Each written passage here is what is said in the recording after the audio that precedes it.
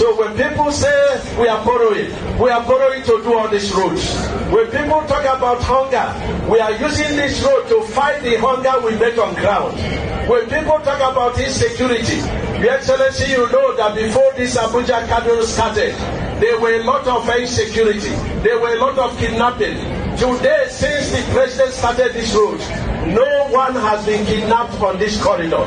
No one has been kidnapped. So we are using this road infrastructure that the president is doing to fight the hunger we met on ground, to fight the injustice. In some of the states, before we came on board, there was no federal project going on.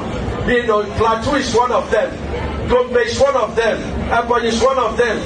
Kaduna could say to have been one of them because nothing really happened unless it is Aswaji. So we thank you very much. When a road is built, it is a catalyst. That is the GDP that grows other sectors of GDP. When a road is built, insecurity is minimized. There is agricultural revolution. When a road is built, there is increase in commerce. There is increase in education. And that is what this divine president, Prof.Mgbeke Tinubu, is doing. And Governor, let me congratulate you.